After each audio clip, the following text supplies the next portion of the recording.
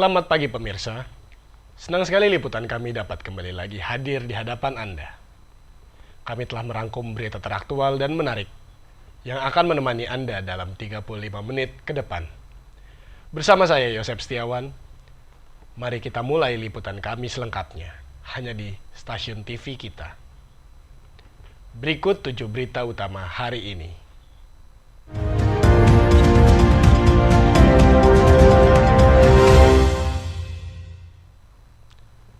Siap-siap macet, Jakarta memperluas ganjil genap menjadi 25 ruas jalan. Dinas Perhubungan DKI Jakarta telah memutuskan adanya perluasan zona ganjil genap di tahun 2022.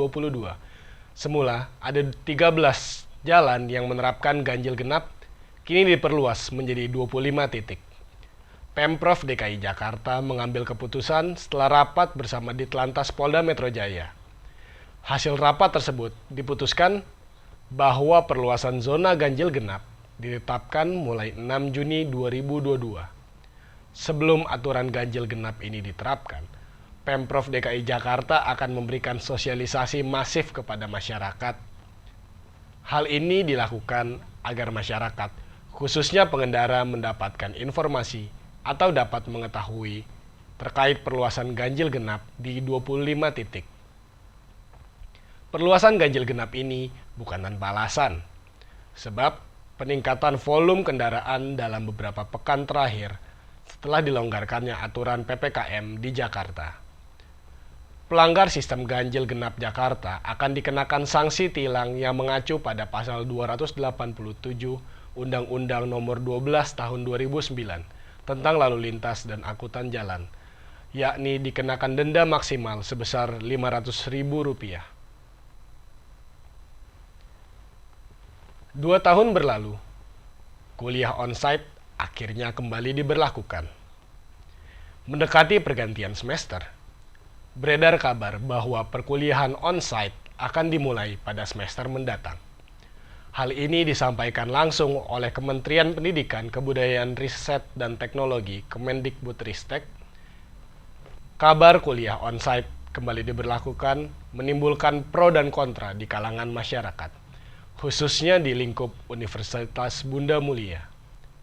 Ada yang menyetujui bahwa pentingnya kuliah onsite bagi mahasiswa, namun tak sedikit pula yang mengkhawatirkan keputusan tersebut karena pandemi yang belum berakhir. Kemendikbudristek berencana menerapkan kuliah onsite 100% pada semester mendatang. Meski demikian, kegiatan pembelajaran tetap menerapkan protokol kesehatan yang ketat.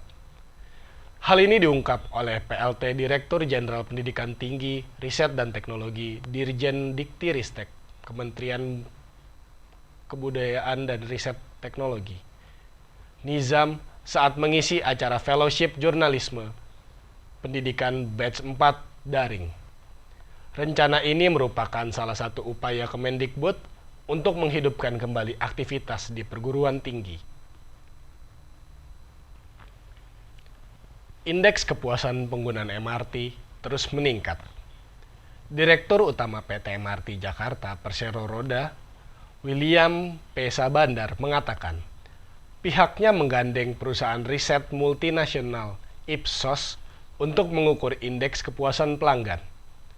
Menurut William, berdasarkan riset kepuasan pengguna yang dilakukan terhadap konsumen, sebelum hingga sesudah menggunakan layanan MRT terus mengalami peningkatan.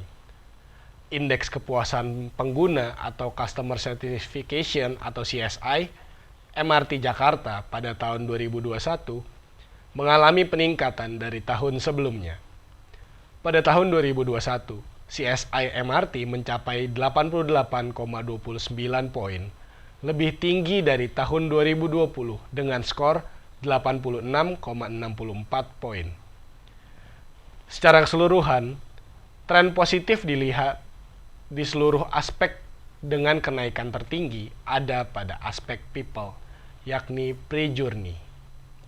Dibandingkan dengan rata-rata industri, indeks kepuasan atau CSI MRT Jakarta relatif lebih tinggi. Menurut pengguna, kebersihan, keamanan, dan keamanan menjadi hal utama yang perlu dipertahankan dan dijaga oleh MRT.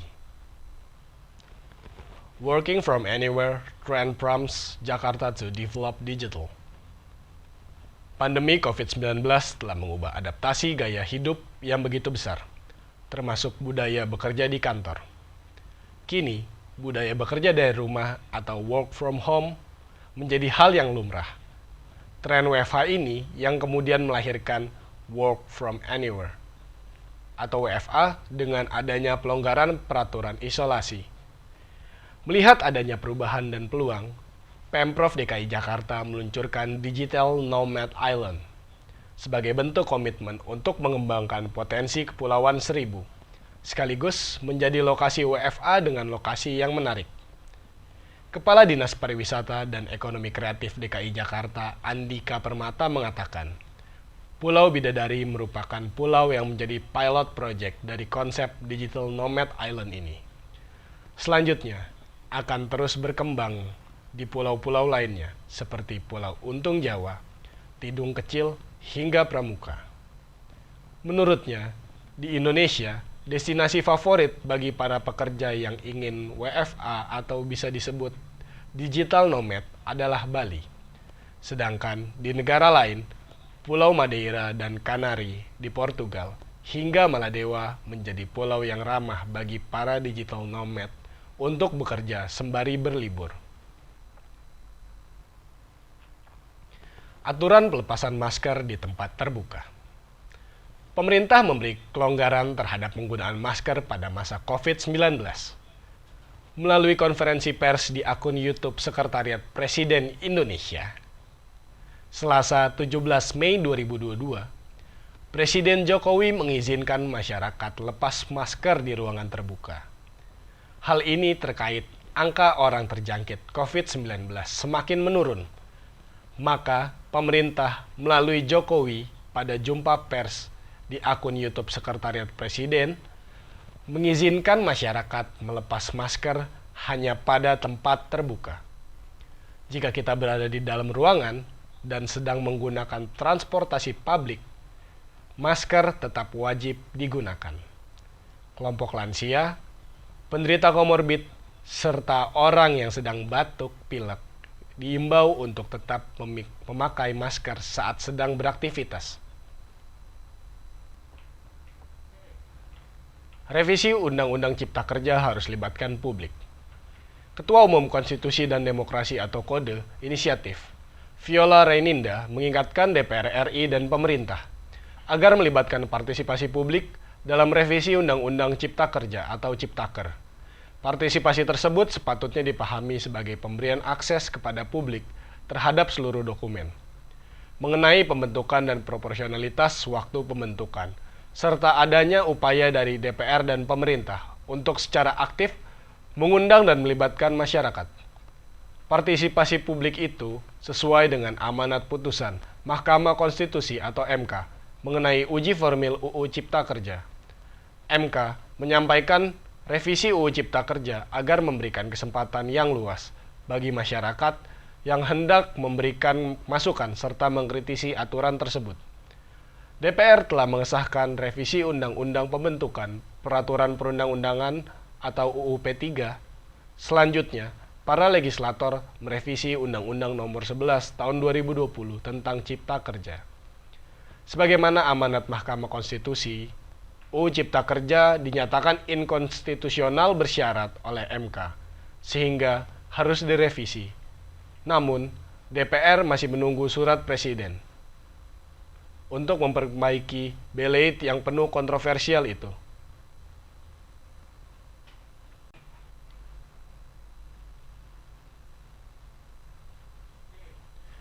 Pemerintah pertimbangkan skema subsidi tertutup untuk BBM dan LPG. Pemerintah mempertimbangkan melakukan transformasi skema subsidi energi tertutup untuk pembelian bahan bakar minyak atau BBM dan LPG. Pertimbangan itu diambil lantaran melihat banyaknya subsidi di lapangan yang tidak tepat sasaran. Skema subsidi terbuka seperti sekarang ini dikhawatirkan volumenya bisa menjadi tidak terbatas.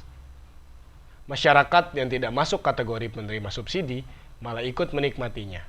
Sementara itu, untuk implementasi skema subsidi energi akan disesuaikan dengan waktu, terutama melihat kondisi perekonomian terkini. Pemerintah juga masih menunggu kesiapan dari Data Terpadu Kesejahteraan Sosial atau DTKS. Hal ini untuk menjaring masyarakat yang berhak mendapat subsidi dan tidak mengganggu daya belinya. Berdasarkan data APBN, realisasi belanja negara untuk subsidi BBM dan LPG mencapai 34,8 triliun rupiah pada April 2022. Jumlah ini lebih tinggi 50% dibandingkan periode yang sama pada 2021, yakni 23,3 triliun rupiah. Meski terlampau tinggi, pemerintah tetap mempertahankan subsidi BBM, khususnya jenis Pertalite dan LPG 3 kg. Itu dilakukan demi menjaga daya beli masyarakat di tengah kenaikan harga-harga komoditas, imbas dari ketidakpastian pasar global. Gitu ya. Warga tak punya tiket Formula E masih bisa masuk Ancol. Masyarakat umum yang tidak memiliki tiket Formula E diizinkan untuk masuk kawasan Ancol, Jakarta Utara saat gelaran balap mobil listrik tersebut pada hari Sabtu. Pembelian tiket masuk Ancol harus dilakukan secara online. Sebelumnya, manajemen Ancol menyatakan kawasan wisata itu akan ditutup untuk umum saat penyelenggaraan Formula E. Hanya pemilik tiket Jakarta E-Prix 2022 yang bisa masuk Ancol pada hari itu. Humas Ancol Aryadi Eko Nugroho dalam keterangan tertulisnya pada hari Kamis bulan Juni, pengunjung yang hanya ingin menikmati rekreasi di area pantai Ancol seperti olahraga dan berpiknik tetap bisa membeli tiket rekreasi pantai seperti biasa melalui www.ancol.com. Tiket dengan kategori Ancol Festival seharga Rp287.500 termasuk pajak tersebut sudah bisa mengunjungi Ancol dengan beberapa wisata sekaligus, yaitu Dunia Fantasi, Ocean Dream Samudra, Atlantis, dan SeaWorld Ancol, khusus di hari tersebut, kata Eko.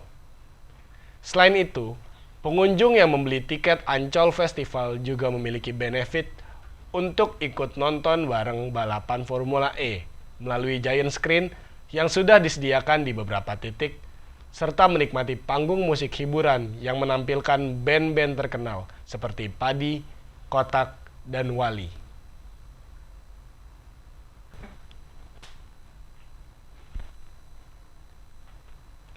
Indonesia memenangkan juara 1 SEA Games dalam cabang e-sport PUBG Mobile. Perjuangan keras tim PUBG Mobile Indonesia menghasilkan torehan gemilang.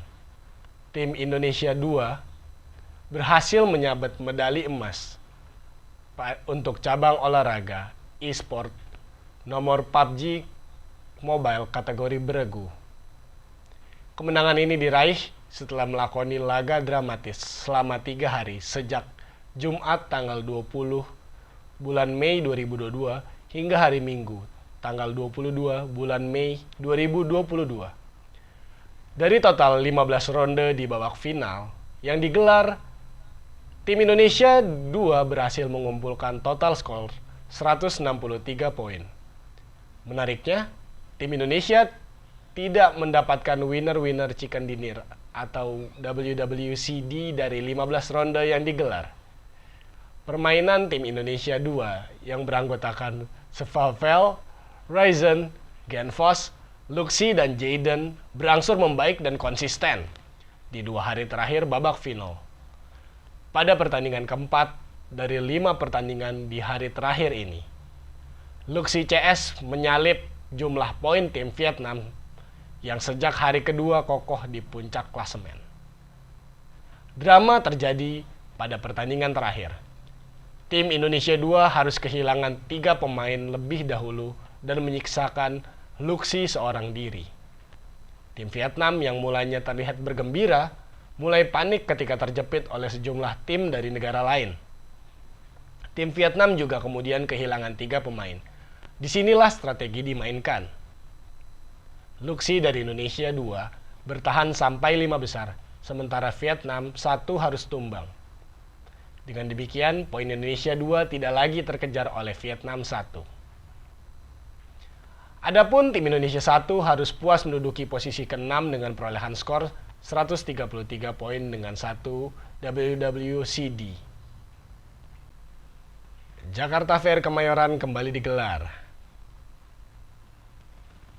Jakarta Fair Kemayoran 2022 akhirnya kembali terselenggara setelah rehat 2 tahun karena adanya pandemi COVID-19 yang melanda dunia.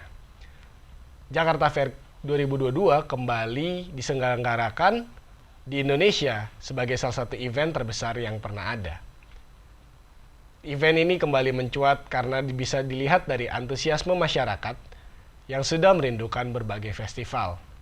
Dan juga masyarakat sudah mulai rindu dan bosan dan butuh untuk interaksi bersama banyak orang. Berlokasi di Kemayoran, G-Expo, event ini menyerap hingga 20.000 pekerja dan merupakan salah satu event yang menyerap tenaga kerja paling banyak di antara event-event yang lainnya. Event ini juga akan dimeriahkan dengan berbagai musisi dan seniman papan atas di ibu kota, mulai dari Ardhito Pramono, Slank, hingga Vincent Desta, artis-artis lintas generasi. Dan untuk informasi harga tiket, di weekday ada di kisaran Rp30.000 hingga Rp60.000, tergantung kategori. Sedangkan di weekend, di kisaran Rp60.000 hingga Rp100.000, tergantung kategori. Demikian liputan kami hari ini. Saya Yosef Setiawan dan kru yang bertugas mengucapkan terima kasih. Salam olahraga.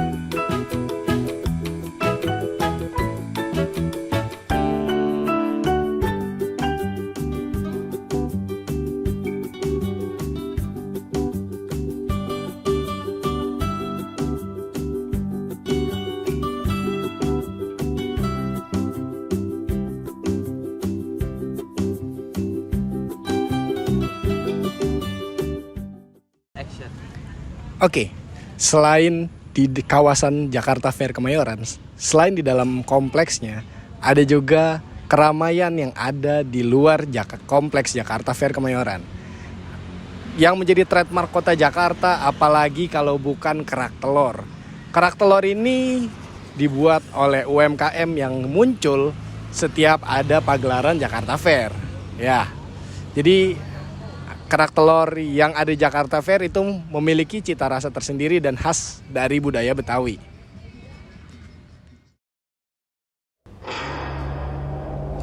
Halo, Liv, lu di mana sih? Ini udah jam berapa?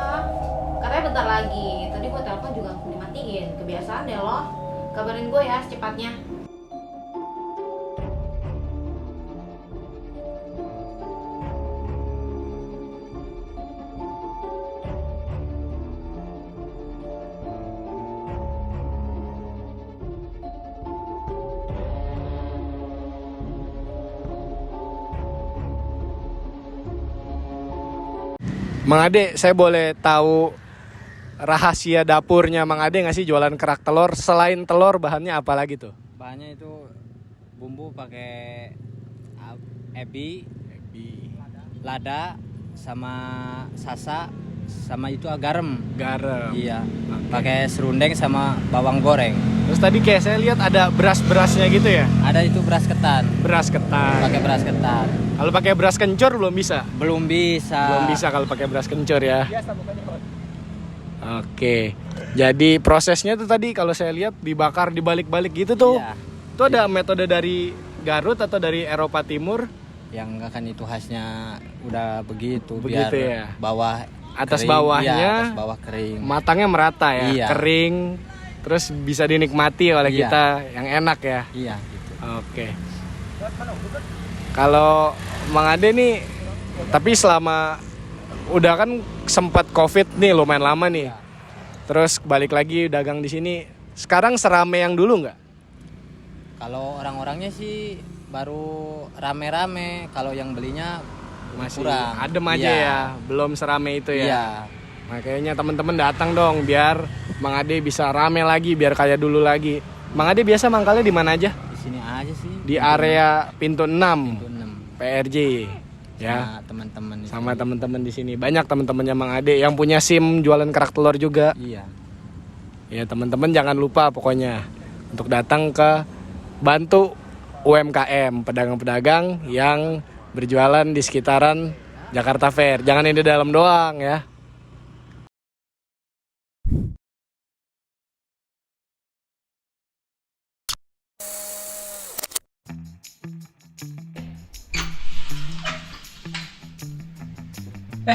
Halo, apa kabar? Kenalin, nama aku Abel. Ada satu topik yang pengen aku kasih tahu ke kalian. Tapi nggak di sini. Biar lebih enak, di dalam aja yuk. Jadi kali ini aku mau membahas soal pernikahan dini pada anak. Kalian tahu nggak sih usia yang cukup untuk melakukan pernikahan menurut BKKBN yaitu 21 tahun untuk perempuan dan 25 tahun untuk laki-laki. Karena berdasarkan ilmu kesehatan, usia tersebut merupakan usia yang paling baik untuk berumah tangga. Karena sudah cukup matang dan dapat berpikir dewasa. Menurut Undang-Undang Nomor 23 Tahun 2002 dan Undang-Undang Nomor 35 Tahun 2014 Pasal 26 Ayat 1, orang tua berkewajiban dan bertanggung jawab untuk mengasuh, memelihara, mendidik, dan melindungi anak, menumbuh kembangkan anak sesuai dengan kemampuan, bakat, dan minatnya, mencegah terjadinya perkawinan pada usia anak, dan memberikan pendidikan, karakter, dan penanaman nilai budi pekerti pada anak. Pernikahan yang terjadi di usia dini pun bukan hanya karena faktor kesengajaan. Pada beberapa kasus, ada yang menikah karena terjadi sesuatu yang tidak direncanakan. Contohnya, hamil di luar nikah. Tentu sangat disayangkan. Masa muda yang harusnya digunakan untuk bersosialisasi dengan teman dan menambah pengalaman, malah harus dihabiskan untuk ngurus anak. Berisik, Ayo, lagi bilangin nih. maaf. Oleh karena itu, peran orang tua sangatlah penting untuk memberikan edukasi di usia dini. Karena jika pernikahan terjadi tanpa persiapan yang matang, maka ada kemungkinan berakhir dengan perceraian. Demikianlah pembahasan kita mengenai pencegahan perkawinan dini pada anak, karena merekalah calon penerus bangsa ini. Mari bersama-sama kita menghindari perkawinan dini pada anak.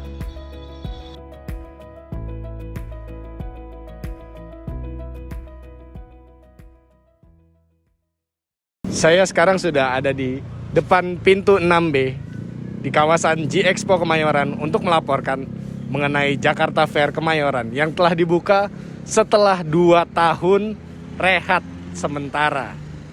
Kali ini saya akan mewawancarai salah satu orang yang berperan di dalam penyelenggaraan event Jakarta Fair Kemayoran ini.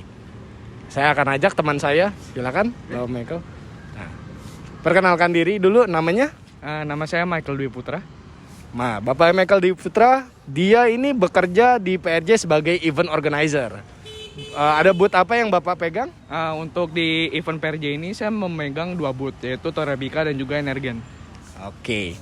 Jadi saya mau nanya-nanya dikit nggak apa-apa ya Pak? Boleh, Ini kita lepas masker aja biar lebih enak mungkin ya ngobrolnya. Nggak apa-apa. Pandemi sudah lewat. Mudah-mudahan jangan kembali lagi. Gimana? Bapak Michael selama pagelaran Jakarta Fair Kemayoran ini sejauh ini gimana antusiasme masyarakat?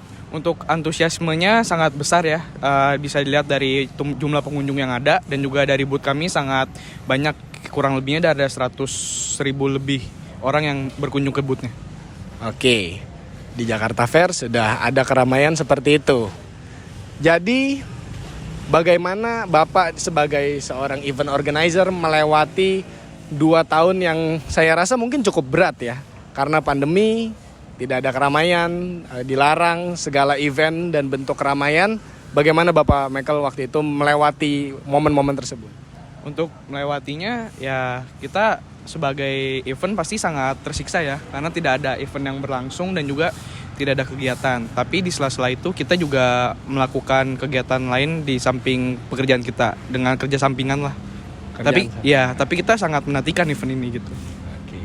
Jadi Jakarta Fair Kemayoran adalah salah satu event yang paling besar yang ada di Indonesia bahkan di Asia Tenggara, yang kurang lebih menyerap hampir 20.000 pekerja. Betul.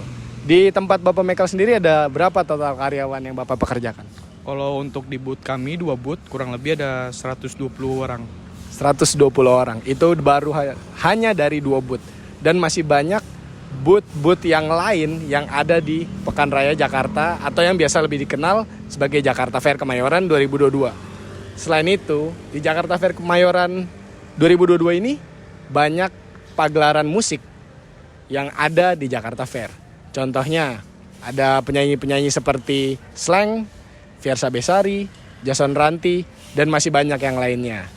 Dan lagi banyak promo-promo yang menarik yang ditawarkan di Jakarta Fair Kemayoran ini. Jadi tunggu apa lagi bagi kalian para penonton yang bingung weekend ini atau di hari-hari untuk mengeluarkan uang atau tenaga dan waktu, bosan, bisa langsung saja datang ke Jakarta Fair Kemayoran 2022 yang berlokasi di J-Expo Kemayoran. J-Expo Kemayoran. Jangan lupa, J-Expo Kemayoran sampai tanggal 17 Juli 2022. Masih banyak waktu.